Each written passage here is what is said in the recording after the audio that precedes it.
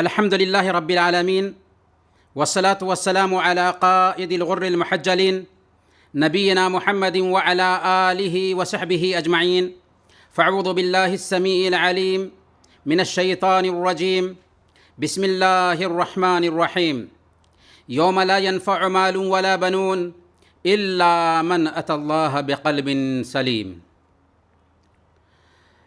رب اشرح لي صدري ويسر لي أمري واحلل عقدة من لسانی. محترم بھائیوں، بزرگوں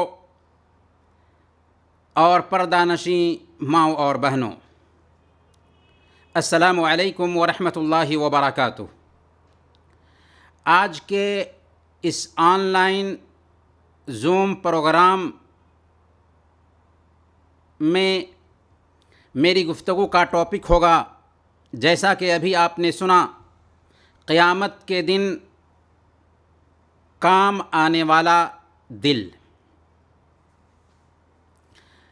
ہماری آپ تمام بھائیوں اور بہنوں سے گزارش ہوگی کہ ٹاپک بہت اہمیت رکھنے والا ہے، اس لیے ذرا کان لگا کر اور دل حاضر کر کے اس ٹاپک پر دھیان دیں گے، کیونکہ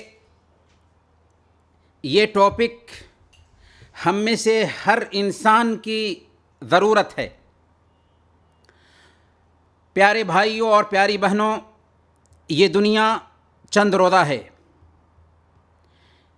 یہ دنیا ایک دام حال ہے. یہاں ہمیں چند دنوں کے لیے بسایا گیا ہے. 60 سال اور 70 سال کی عمر بتا کر بالآخر ہم اپنے رب کے پاس لوٹنے والے ہیں. وہاں ہماری جائیداد ہمیں کچھ کام نہیں دے سکتی، وہاں ہمارے املاک ہمیں کچھ کام نہیں دے سکتے، وہاں ہماری اولاد ہمیں کچھ کام نہیں دے سکتی.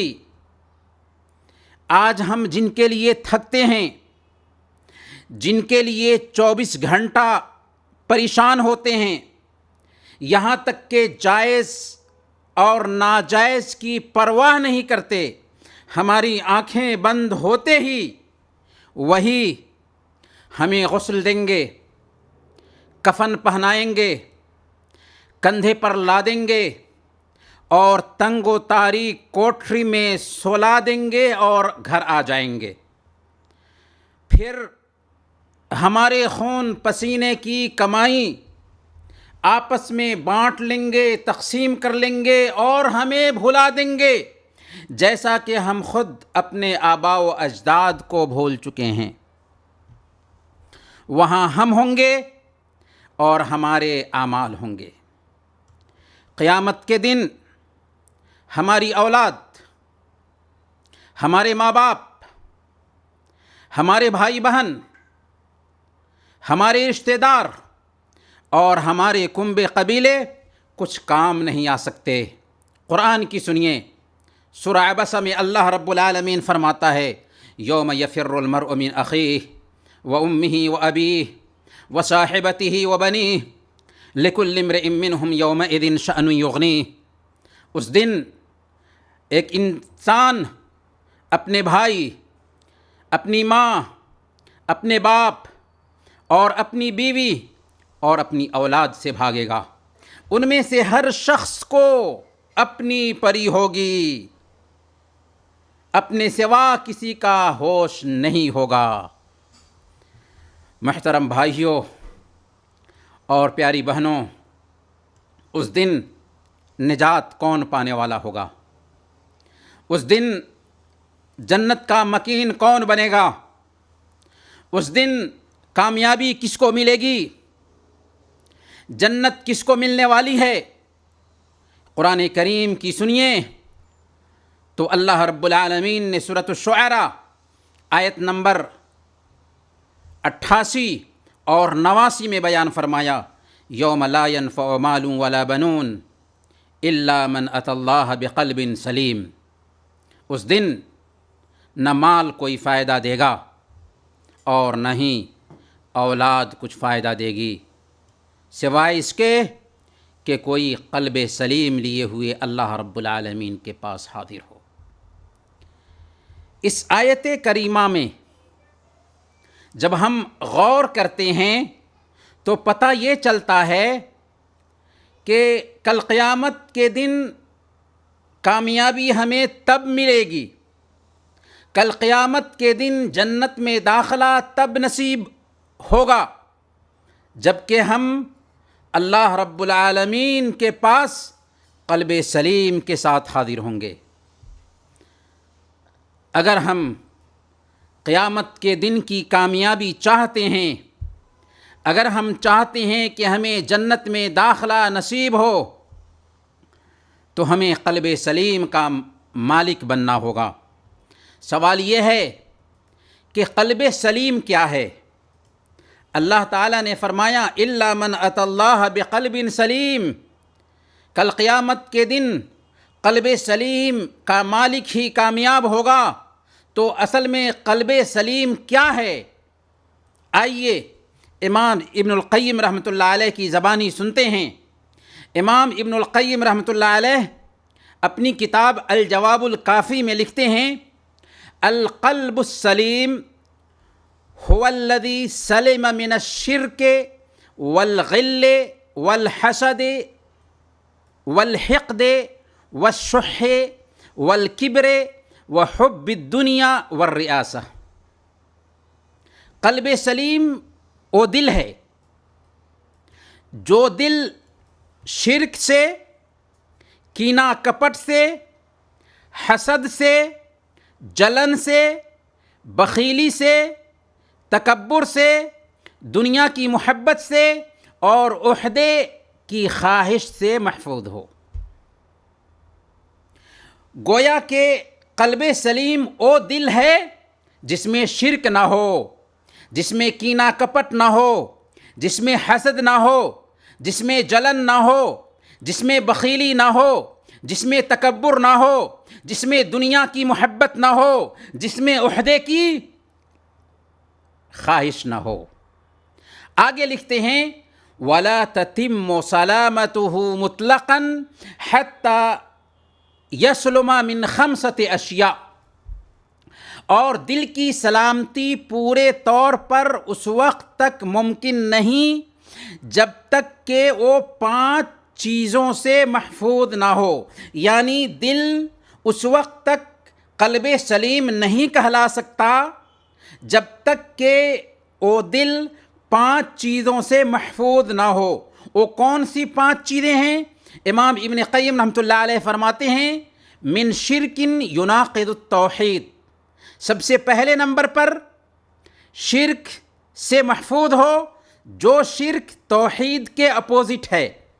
دوسرے نمبر پر شہوت تخالف الامر، ایسی شہوت سے دل محفوظ ہو جو اللہ اور اس کے رسول کے حکم کے اپوزٹ ہو۔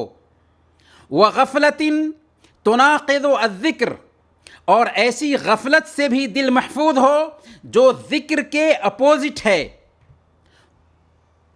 وہوى يناقض التجرید والاخلاص، اور شہوت سے، انسانی خواہشات سے جو اخلاص کے اپوزٹ ہو۔ وبدعت تخالف السنہ، اور ایسی بدعت سے بھی محفوظ ہو جو سنت کے خلاف ہے، سنت کے اپوزٹ ہے۔ گویا کہ کسی بھی انسان کا دل اس وقت تک صحیح سالم نہیں کہلا سکتا جب تک کہ 5 چیزیں اس کے اندر نہ پائی جائیں۔ توحید پائی جائے، سنت کی تابعداری پائی جائے، شہوت کی مخالفت پائی جائے، ذکر کا اہتمام پایا جائے، خواہشات نفسانی کی مخالفت پائی جائے۔ گویا کہ جس دل میں شرک ہو، جس دل میں بدعت ہو، جس دل میں شہوت ہو، جس دل میں غفلت ہو، جس دل میں خواہشات نفسانی پل اور بڑھ رہے ہوں، ایسا دل قلب سلیم نہیں کہلا سکتا، اور ایسا دل کل قیامت کے دن نجات پانے والا دل نہیں ہو سکتا۔ چاہتے سب ہیں کہ ہوں اوجے ثریا پہ مقیم، پہلے ویسا کوئی پیدا تو کرے قلب سلیم۔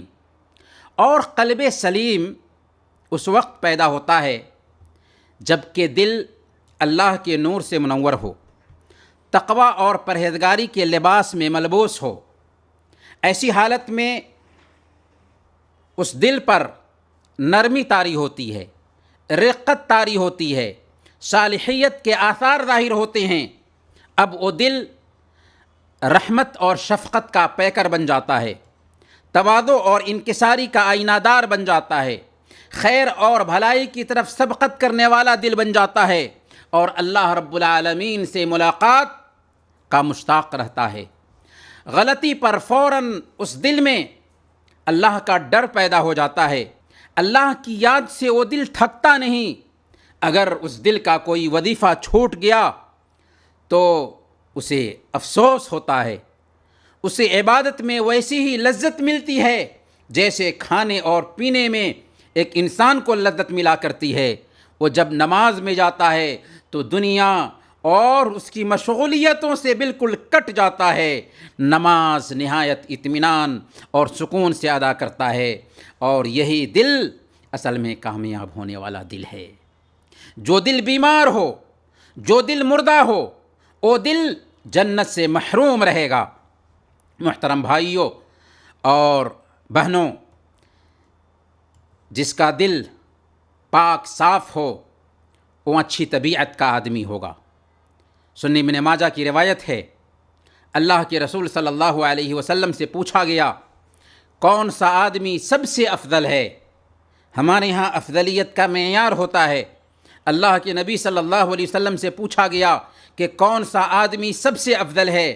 آپ نے فرمایا کل مخموم القلب صدوق اللسان، ہر وہ شخص جو صاف ستھرے دل کا مالک ہو اور اس کی زبان سچی ہو۔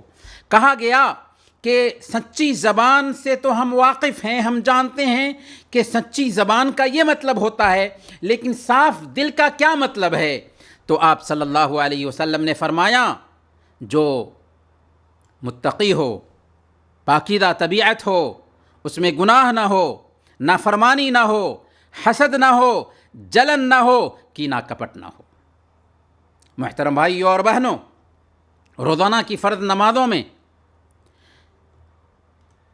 ہم اللہ رب العالمین کی عبادت جب کرنے جاتے ہیں تو یاد رکھیں، اگر ہمارا دل صاف نہیں، ہمارا دل اپنے بھائیوں اور اپنی بہنوں کے تئیں میلا ہے، تو یاد رکھیں ہماری نمازیں بھی قبول نہیں ہوں گی۔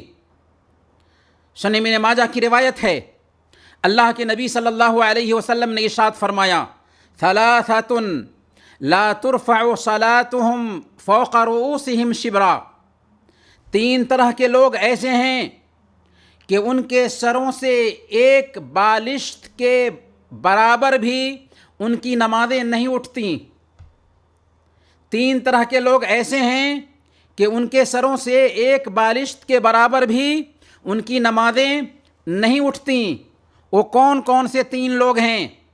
اللہ کے نبی صلی اللہ علیہ وسلم نے فرمایا ایسا شخص جو لوگوں کی امامت کرتا ہے لوگ اس کو ناپسند کرتے ہوں۔ دوسری وہ عورت ہے جو اس حال میں رات گزارتی ہے کہ اس کا شوہر اس سے ناراض ہو، ایسی عورت کی بھی نماز ایک بالشت برابر بھی اس سے سر سے اوپر نہیں اٹھتی۔ اور تیسرا وہ بھائی جو ایک دوسرے سے بے تعلق اختیار کیے ہوئے ہوں، گویا کہ دو بھائی اگر تعلق کاٹے ہوئے ہیں، دل میلا کیے ہوئے ہیں، تو لاکھ عبادت کریں، اللہ رب العالمین کہ ہاں ان کی عبادت نہیں پہنچتی ہے، کیونکہ ان کا دل میلا ہے۔ ان کا دل میلا ہے، بلکہ ہر ہفتہ اللہ رب العالمین کے پاس بندوں کی معافی کا اعلان ہوتا ہے، جنت کے دروازے کھولے جاتے ہیں اور بندوں کی معافی کا پروانہ جاری کیا جاتا ہے۔ لیکن جن بھائیوں اور بہنوں کے دل سیاہ ہوتے ہیں، اپنے ہی رشتہ داروں اور اپنے ہی جان پہچان کے لوگوں کے تئیں میلا ہوتے ہیں، ایسے بھائیوں اور ایسی بہنوں کی معافی نہیں ہوتی۔ صحیح مسلم کی روایت ہے، حضرت ابو ہریرہ رضی اللہ تعالیٰ عنہ بیان کرتے ہیں کہ اللہ کے نبی صلی اللہ علیہ وسلم نے ارشاد فرمایا، تفتح ابواب الجنت یوم الاثنین ویوم الخمیس فیغفر لکل عبد لا یشرک باللہ شیئا الا رجلا كانت بینہ وبین اخیہ شحناء فیقال انذروا هذین حتى یصطلحا انذروا هذین حتى یصطلحا انذروا هذین حتى یصطلحا۔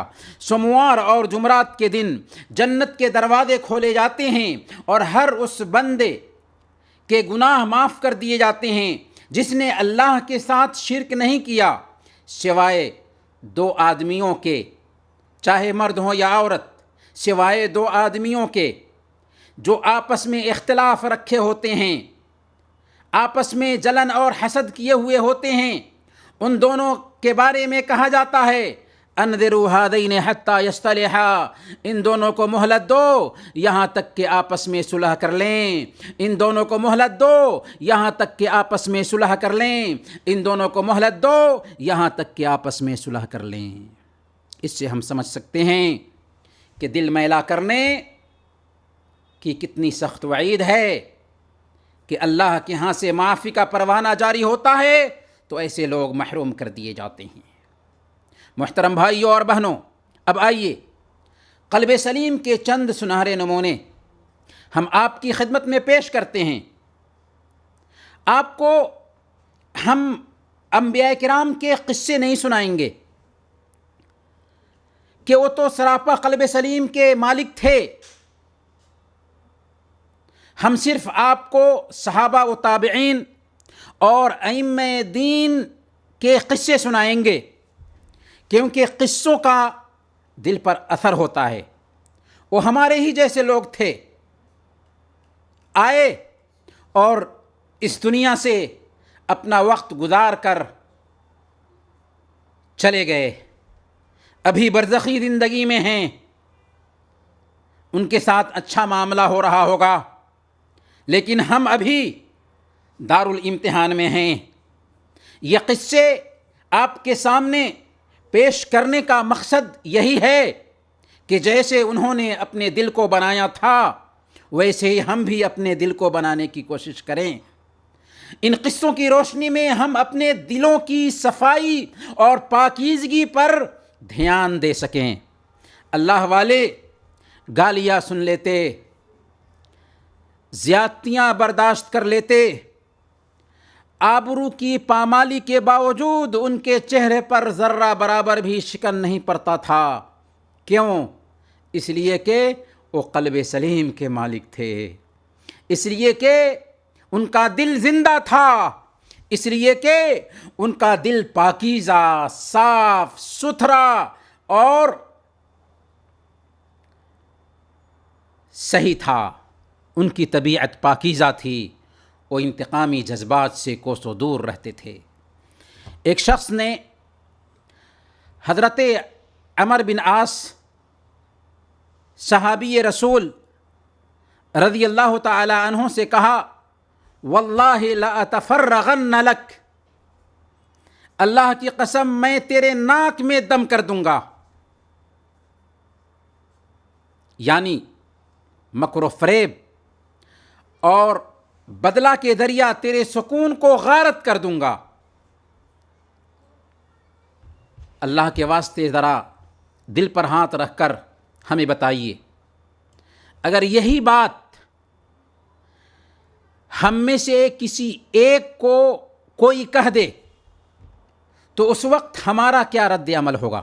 حضرت عمر بن عاص رضی اللہ تعالی عنہ نے کیا جواب دیا تھا؟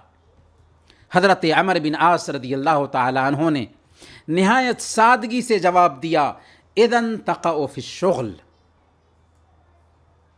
تب تو تم مشغول ہو جاؤ گے، تب تو تم اپنے آپ کو مشغول کر لو گے۔ جی ہاں، جو دل انتقامی جذبات سے بھرا ہوتا ہے وہ مشغول رہتا ہے، اسے سکون نہیں ملتا، اسے چین میسر نہیں ہوتا، ہمیشہ اس دل کے اندر اضطراب ہوتا ہے، بے کلی ہوتی ہے، پریشانی ہوتی ہے، وہ ہر وقت الجھن کا شکار رہتا ہے۔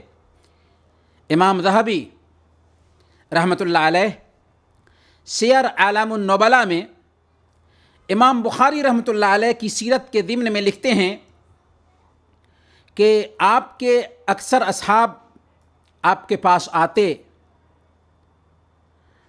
اور کہتے کہ بعض لوگ آپ کی غیبت کرتے ہیں، آپ کی عیب جوئی کرتے ہیں، تو امام بخاری رحمۃ اللہ علیہ یہ بات سن کر کے کہا کرتے تھے، ان کید الشیطان کان ضعیفا، یقین مانو کہ شیطان کا حیلہ نہایت کمزور، نہایت بودا اور سخت ضعیف ہے۔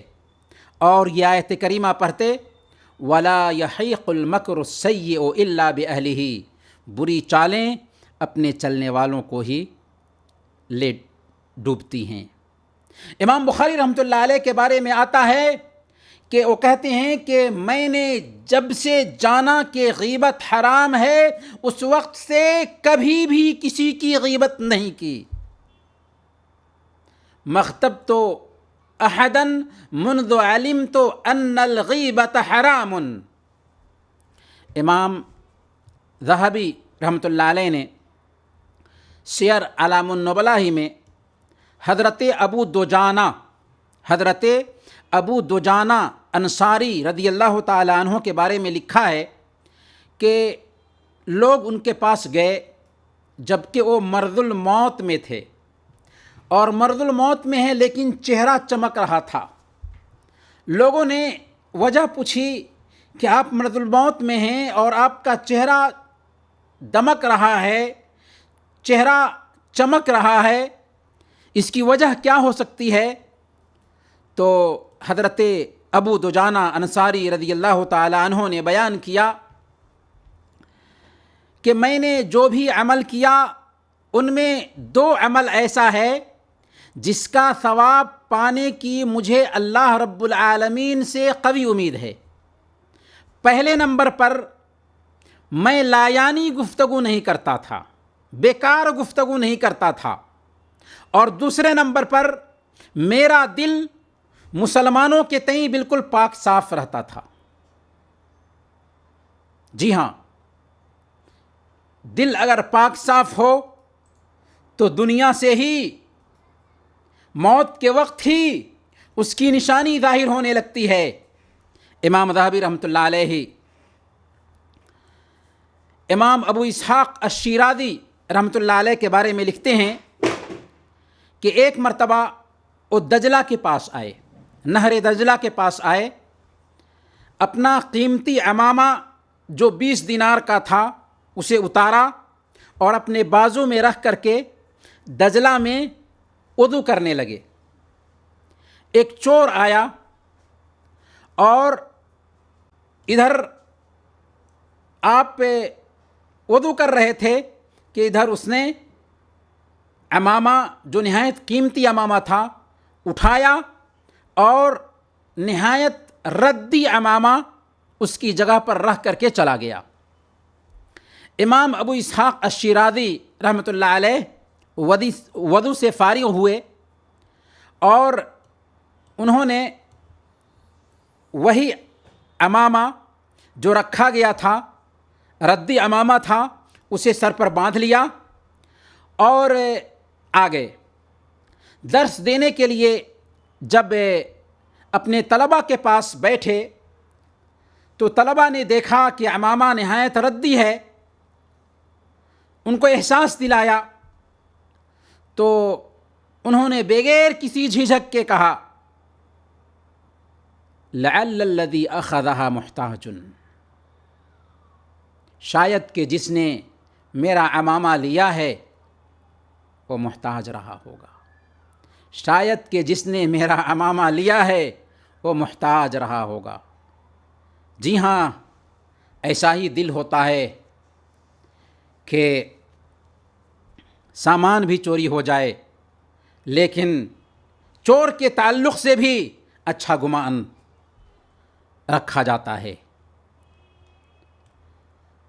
خلیفہ معتصم جس نے خلق قرآن کے مسئلہ کو لے کر امام احمد بن حنبل رحمۃ اللہ علیہ کو قید کیا تھا اور ایسی ضربیں لگوائی تھیں کہ کہا جاتا ہے کہ اگر ہاتھی کو بھی مارا جاتا تو ہاتھی چیخ اٹھتا، لیکن اس کے باوجود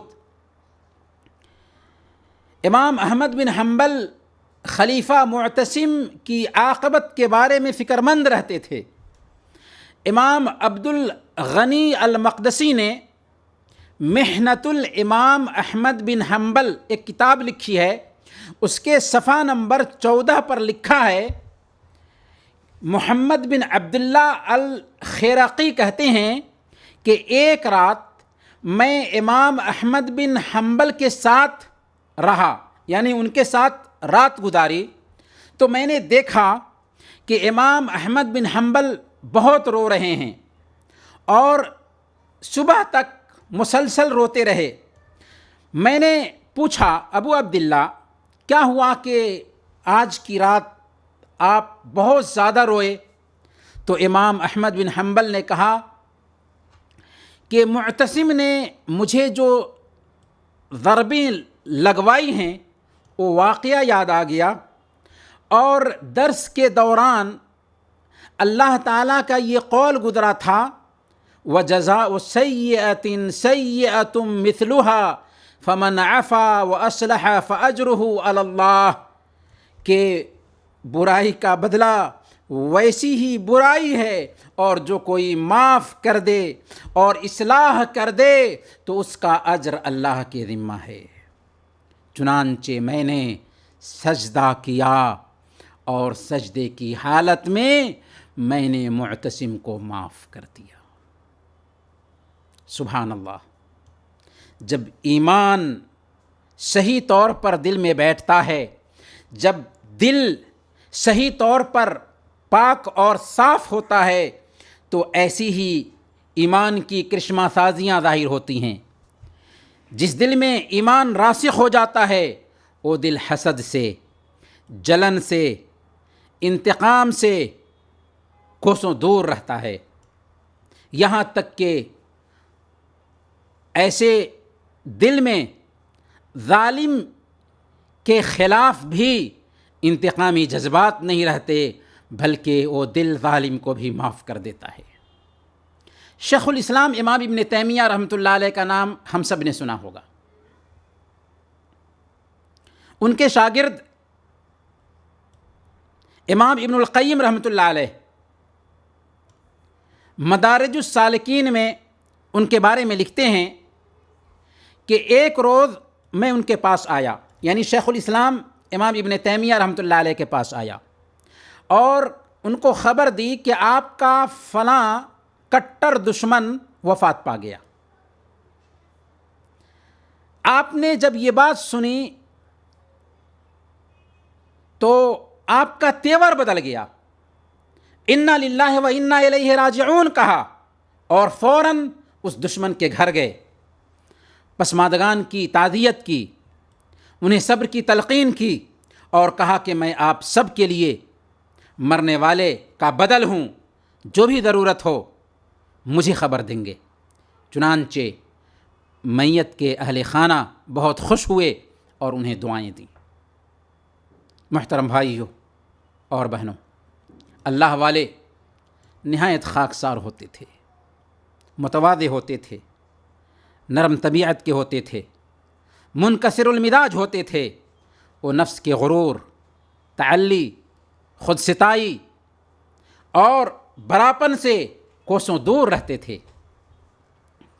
یہ علامۃ التابعین حضرت سالم بن عبداللہ بن عمر رضی اللہ رحمۃ اللہ علیہ ہیں. حضرت سالم بن عبداللہ بن عمر، حضرت عبداللہ بن عمر کے بیٹے، جن کا شمار مدینہ کے فقہائے سبعہ میں ہوتا ہے، ان کے بارے میں امام ابن الجوزی رحمۃ اللہ علیہ نے صفۃ الصفوہ میں لکھا ہے. صفۃ الصفوہ امام ابن الجوزی رحمۃ اللہ علیہ کی کتاب ہے، اس میں لکھتے ہیں کہ امام سالم رحمۃ اللہ علیہ حج کے موقع سے منی میں تھے. بھیڑ بھاڑ اور دھکم پیل کی وجہ سے ایک شخص کو آپ سے دھکا لگ گیا. وہ آدمی آپ کی طرف متوجہ ہوتا ہے اور متوجہ ہو کر کہتا ہے انی لأظنک رجل سوء، میں تجھے برا آدمی سمجھتا ہوں، میں تجھے برا آدمی سمجھتا ہوں. ہوتا ہے نا کبھی اچانک کسی کو دھکا لگ گیا، چلتے پھرتے میں دھکا لگ گیا تو پیچھے سے ایک آدمی مڑتا ہے اور کہتا ہے کہ میں سمجھتا ہوں کہ تم نہایت برے انسان ہو. امام سالم رحمۃ اللہ علیہ اس کی طرف دھیان دیتے ہیں اور کہتے ہیں ما عرفنی الا انت، تیرے علاوہ مجھے کسی نے نہیں پہچانا، تیرے علاوہ مجھے کسی نے نہیں پہچانا. سبحان اللہ، ایسے تھے اللہ والے کہ اپنی وسعت علمی، کثرت عبادت اور خوف الہی کے باوجود اپنے آپ کو معمولی سمجھتے تھے، ہیچ سمجھتے تھے، علم کے پہاڑ تھے، لیکن اپنے آپ کو کوئی حیثیت، کوئی اہمیت نہیں دیتے تھے، کیونکہ پھلدار درخت ہمیشہ جھکا ہی ہوتا ہے. سربلندی کی خواہش، سربلندی کی خواہش ہے دل میں، اگر سر اٹھا کر نہ اتنا چلا کیجیے. محترم بھائیوں اور بہنوں، سفیان بن دینار رحمۃ اللہ علیہ نے ابو بشیر سے پوچھا ہم سے پہلے جو لوگ گزر چکے ہیں، یعنی ہمارے اسلاف جو اس دنیا سے جا چکے ہیں، ان کے اعمال کے بارے میں آپ بتائیے. تو انہوں نے کہا تھا کانوا یعملون یسیرا ویؤجرون کثیرا. ہمارے اسلاف جو ہم سے پہلے گزر چکے وہ عمل کم کرتے تھے اور اجر زیادہ پاتے تھے. حالانکہ ہمارے مقابلے میں ان کے اعمال بہت تھے، لیکن جو عمل کرتے تھے ان اعمال کا اجر ان کو بہت ملتا تھا. کانوا یعملون یسیرا ویؤجرون کثیرا، وہ عمل کم کرتے تھے لیکن اجر زیادہ پاتے تھے. پوچھا ایسا کیسے؟ یعنی آخر ایسا کیسے ہوتا تھا کہ عمل کم کریں اور ثواب زیادہ پائیں؟ تو ابو بشیر نے کہا لسلامت صدورہم، کیونکہ ان کا سینہ سلامت رہتا تھا. آج ہمارا سینہ اپنے بھائیوں کے تئیں گدلا ہو چکا ہے، اس لیے ہماری نیکیاں بھی متاثر ہوتی ہیں. شیخ علامہ ابن باز رحمۃ اللہ علیہ، جن کی شخصیت سے ہم سب واقف ہوں گے، شیخ عبدالعزیز السدحان فرماتے ہیں کہ میں نے شیخ عبدالعزیز بن عبداللہ بن باز رحمہ اللہ سے پوچھا کہ لوگ آپ سے اس قدر محبت کیوں کرتے ہیں؟ آخر کیا وجہ ہے کہ لوگ آپ سے اتنی محبت کرتے ہیں؟ تو انہوں نے اس سوال کا جواب دینا مناسب نہیں سمجھا. میں نے بار بار یہی سوال دہرایا کہ شیخ بتایا جائے کہ آخر لوگ آپ سے اس قدر محبت کیوں کرتے ہیں؟ تو شیخ نے فرمایا تھا لا اعلم فی نفسی غلا علی مسلم، میں نہیں جانتا کہ میرے دل میں کسی مسلمان سے حسد اور جلن ہے. ولم اعلم بین اثنین شحناء الا سارعت الاصلاح بینہما، اور جب کبھی مجھے دو بھائیوں کے بیچ اختلاف اور دشمنی کا پتہ چلا، میں نے فوراً ان کے بیچ اصلاح کرنے کی کوشش کی. جی ہاں، اللہ کے نیک بندے ایسے ہی ہوتے ہیں کہ دل کے صاف ہوتے ہیں اور کہیں بھی کسی کے بیچ اختلاف کا پتہ چلے تو فوراً اس اختلاف کو دور کرانے کی کوشش کرتے ہیں، صلح اور صفائی کے لیے آگے بڑھتے ہیں۔ محترم بھائیوں اور بہنوں، آپ نے اللہ والوں کے دلوں کی سلامتی کے چند سنہرے واقعات سنے۔ اب چاہیے کہ خود ہم اپنا احتساب کریں، اپنے نفس کا جائزہ لیں اور یاد رکھیں کہ ہماری بات کے مخاطب آپ ہیں۔ آپ، ہم میں سے ہر آدمی جو ابھی ہماری بات سن رہا ہے، ہماری وہ ساری بہنیں جو ابھی ہماری بات سن رہی ہیں، ہماری بات کے آپ مخاطب ہیں۔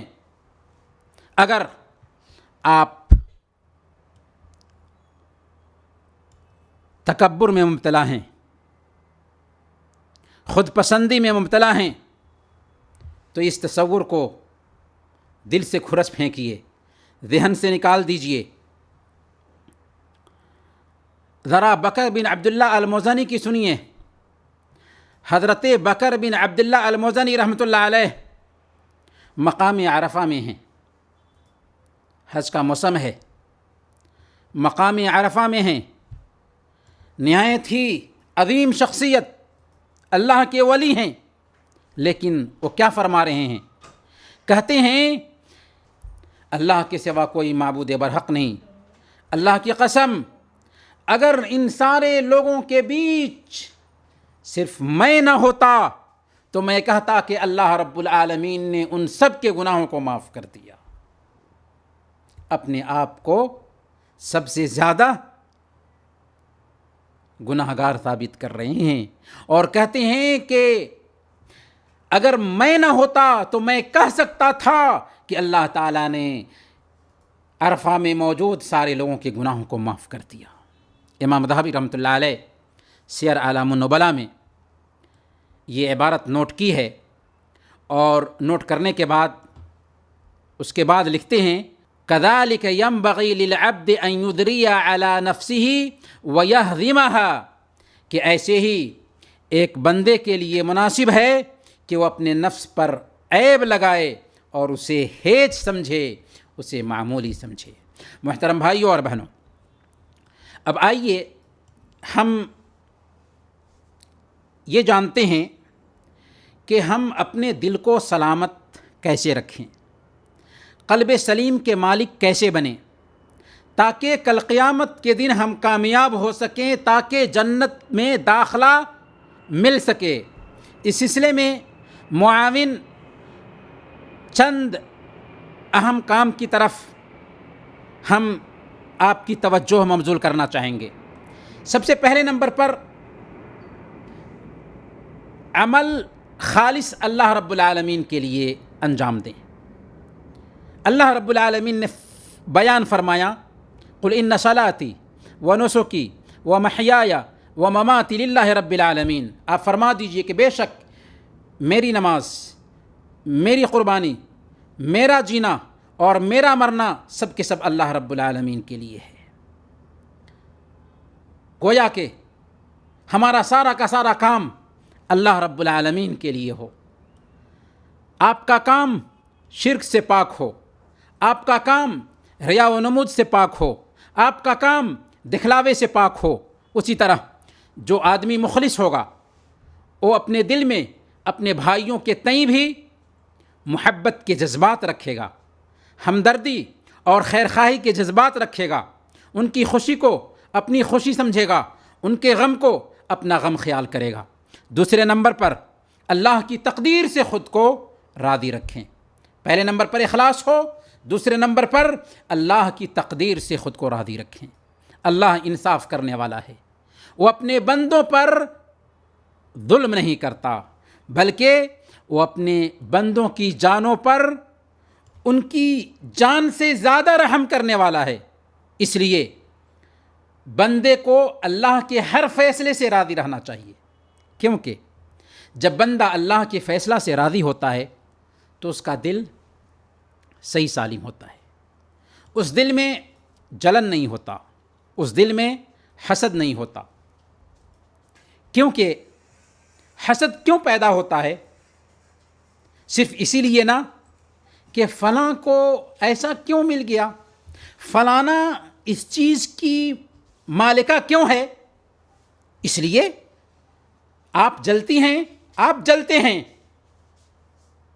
لیکن جب ایک بندہ یہ سوچے گا کہ یہ تو اللہ کی تقسیم ہے،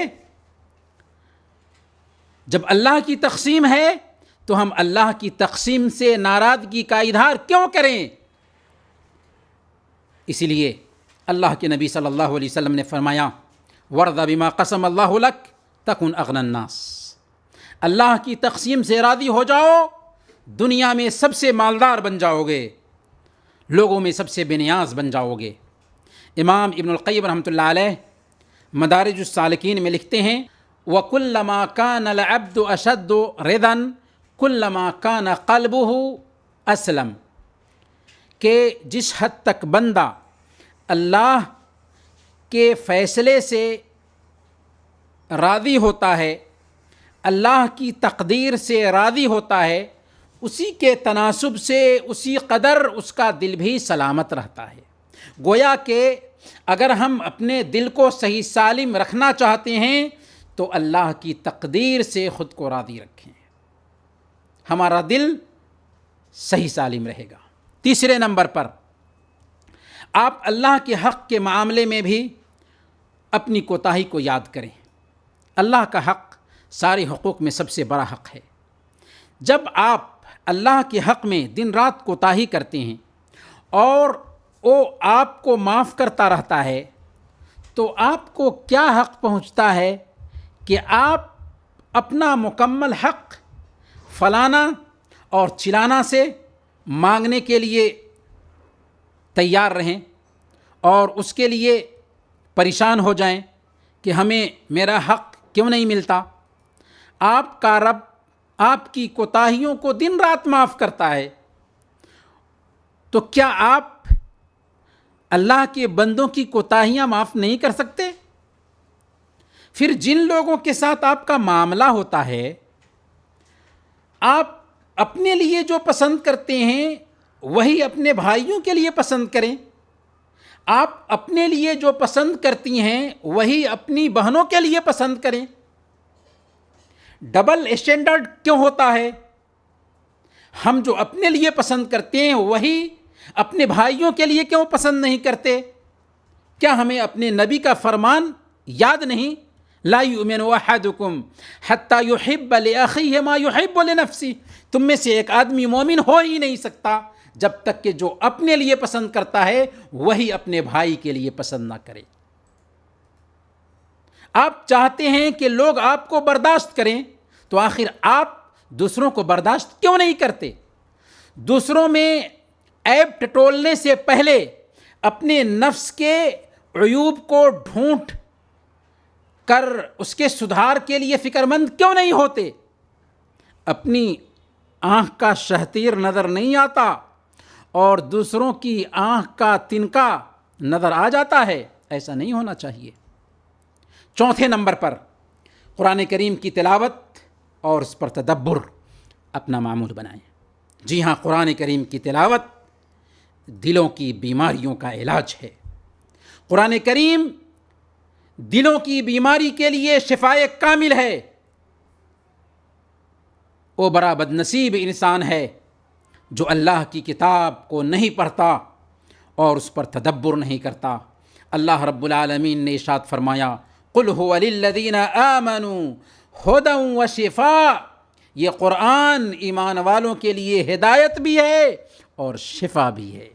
قرآن میں ہدایت بھی ہے اور قرآن میں شفا بھی ہے. جسمانی بیماریوں کا بھی علاج ہے، روحانی بیماریوں کا بھی علاج ہے، دنیاوی بیماریوں کا بھی علاج ہے، اخروی بیماریوں کا بھی علاج ہے. امام ابن القیم رحمۃ اللہ علیہ زاد المعاد میں لکھتے ہیں القرآن هو الشفاء التام من جمیع الادواء القلبیۃ والبدنیۃ وادواء الدنیا والآخرہ. قرآن کریم تمام جسمانی اور دلی اور دینی اور دنیاوی بیماریوں کے لیے شفائے کامل ہے۔ گویا کہ قرآن کریم سے ہم اپنے دل کا علاج کر سکتے ہیں۔ قرآن کریم کی تلاوت ہوگی تو ہمارا دل سلامت رہے گا۔ 5ویں نمبر پر غصہ کو کنٹرول میں رکھیں، نفس پر قابو رکھیں، عفو درگزر سے کام لیں۔ اللہ تعالیٰ نے فرمایا ادفع باللتی ہی احسن فاذا الذی بینک وبینہ عداوۃ کأنہ ولی حمیم، کہ تم بدی کو بہتر طریقے سے دور کرو۔ اختلاف ہو جاتا ہے تو اس کو بہتر طریقے سے ختم کرنے کی کوشش کرو۔ تم دیکھو گے کہ جس کے ساتھ تمہاری دشمنی ہے وہ تمہارا جگری دوست بن چکا ہے۔ تو اختلاف کو پاٹنے کے لیے سنہرا اسلوب اختیار کریں گے، دشمن دوست بن جائے گا۔ 6 نمبر پر سلام کو عام کریں اور ہدیہ کا آپس میں تبادلہ کریں، ہدیہ کا لین دین کریں، کیونکہ سلام کو پھیلانے سے دلوں سے دشمنیاں دور ہوتی ہیں، محبت اور الفت کا ماحول بنتا ہے۔ صحیح مسلم کی روایت ہے، اللہ کے نبی صلی اللہ علیہ وسلم نے ارشاد فرمایا تم جنت میں داخل نہیں ہو سکتے یہاں تک کہ ایمان نہ لے آؤ، اور ایمان والے نہیں بن سکتے یہاں تک کہ آپس میں محبت نہ کرو۔ کیا میں تمہیں وہ چیز نہ بتا دوں کہ اگر تم اسے اختیار کر لو تو آپس میں محبت عام ہو جائے؟ افشوا السلام بینکم، آپس میں سلام کو ایک دوسرے کے بیچ پھیلایا کرو۔ اور دلوں کی سلامتی کے لیے سلام کے ساتھ ساتھ ہدیہ کا تبادلہ بھی ہونا چاہیے۔ امام بخاری نے الادب المفرد میں یہ روایت نقل کی ہے، اللہ کے نبی صلی اللہ علیہ وسلم ارشاد فرماتے ہیں تہادو تحابو، کہ لوگوں ایک دوسرے کو ہدیہ دیا کرو، اس سے آپس میں محبت بڑھے گی۔ 7ویں نمبر پر لوگوں سے حسن ظن رکھیں اور ان کے لیے عذر تلاش کریں۔ بعض سلف نے کہا التمس لاخیک عذرا ان لم تجد له عذرا فاتهم نفسك بسوء الفهم، کہ اپنے بھائی کے لیے عذر تلاش کرو، اگر تمہیں عذر نہ مل سکے تو اپنے آپ کو الزام دو کہ تم سے غلط فہمی ہوئی ہے۔ اپنے بھائی کے لیے عذر تلاش کرو، اگر تمہیں کوئی عذر نہیں ملے تو بس اپنے آپ کو الزام دو کہ شاید مجھ سے ہی غلط فہمی ہوئی۔ 8ویں نمبر پر نفلی روزوں کا اہتمام کریں۔ نفلی روزے دل کی بیماری کو ختم کرتے ہیں، دل کو صاف ستھرا رکھتے ہیں اور دل کو پاکیزہ بناتے ہیں۔ سنن نسائی کی روایت ہے اور علامہ البانی نے اس حدیث کو صحیح الجامع میں صحیح کہا ہے، اللہ کے نبی صلی اللہ علیہ وسلم نے ارشاد فرمایا کہ کیا میں تمہیں وہ طریقہ نہ بتاؤں جس سے سینے کا جلن، دل کا حسد اور کینہ کپٹ دور ہوگا؟ صوم 3 ایام من کل شہر، ہر مہینہ 3 روزے رکھنا، اس سے دل کا کینہ کپٹ اور حسد دور ہوتا ہے۔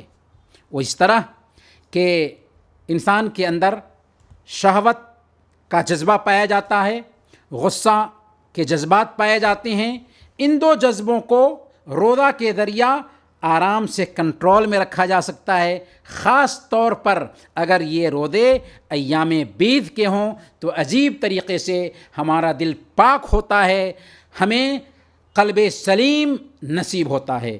9ویں نمبر پر خیر خواہی اور نصیحت کا خود میں جذبہ پیدا کریں، اختلافات کو ہوا نہ دیں، پہلی فرصت میں انہیں ختم کرنے کی کوشش کریں، دوسروں پر حکم لگانے سے پہلے اپنے آپ پہ غور کر لیں، جلد بازی سے کام نہ لیں، اور خیر خواہی کا جذبہ آپ کے اندر ہو، دوسروں کو سمجھائیں، لیکن سمجھانے کے لیے نرم اسلوب اختیار کریں، انہیں ملامت نہ کریں، ان کی کوتاہیوں کی تشہیر نہ کریں۔ فضیل بن عیاض رحمۃ اللہ علیہ نے بہت پتے کی بات کہی، کہتے ہیں کہ مومن پردہ پوشی کرتا ہے، خیر خواہی کرتا ہے، اور فاجر بے عزت کرتا اور عار دلاتا ہے۔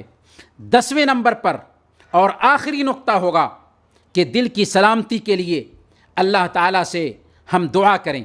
ایک بندے کو چاہیے کہ وہ اللہ تعالیٰ سے عاجزی کے ساتھ اپنے دل کو حسد، جلن، کینہ کپٹ اور ہر طرح کی بیماری سے پاک و صاف رکھنے کے لیے اللہ سے دعا کرے، کیونکہ انسانوں کے دل کا مالک اللہ رب العالمین ہے۔ اللہ رب العالمین کے ہاتھ میں انسانوں کے دل ہیں، اللہ جیسے چاہتا ہے دلوں کو پھیرتا رہتا ہے۔ اس لیے اللہ رب العالمین سے دعا کریں۔ اللہ کے نبی صلی اللہ علیہ وسلم کی دعا بہت ہی مشہور ہے، اللہم یا مقلب القلوب ثبت قلبی علی دینک، اے دلوں کو پھیرنے والے میرے دل کو اپنے دین پر جما دے۔ اس لیے ہمیں بھی چاہیے کہ اللہ والوں کے جیسے اپنے دلوں کی سلامتی کے لیے فکر مند ہوں، ان کے سنہرے قصے پڑھیں اور اپنے دل کو پاک صاف بنانے کی کوشش کریں۔ خلاصہ یہ سمجھیں کہ اگر ہم کل قیامت کے دن کامیاب بننا چاہتے ہیں تو ہمیں اپنے دلوں کی سلامتی پر دھیان دینا ہوگا، دلوں کی صفائی کا خیال کرنا ہوگا، اور ظاہر سی بات ہے کہ ایک دن اور 2 دن میں ہمارا دل صحیح سالم نہیں ہو جائے گا، بلکہ اس کے لیے تدریج کو ملحوظ رکھنا ہوگا۔ رفتہ رفتہ ہمارا دل پاک ہوگا، صاف ہوگا، ہم قلب سلیم کے مالک بنیں گے۔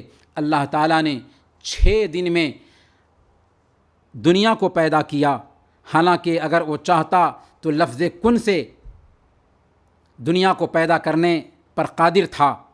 اس سے ہمیں تدریج کا سبق ملتا ہے۔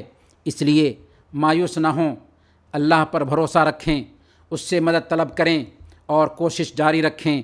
اللہ سے ہم دعا کرتے ہیں کہ اللہ تعالی ہم سب کو قلب سلیم عطا فرمائے۔ انہی چند کلمات کے ساتھ ہم آپ سے رخصت ہوتے ہیں، اس دعا کے ساتھ کہ الہ العالمین تو ہم سب کے مسائل حل فرما دے، ہمیں قلب سلیم نصیب فرما۔ جو بھائی یا بہن پریشان حال ہیں ان کی پریشانی کو دور فرما دے۔ جو بھائی یا بہن بیمار ہیں اگرچہ ان کی بیماری مایوس کن کیوں نہ ہو، الہ العالمین انہیں شفاء عاجلہ کاملہ نصیب فرما۔ وصلی اللہ علی نبینا محمد وعلی آلہ وصحبہ اجمعین۔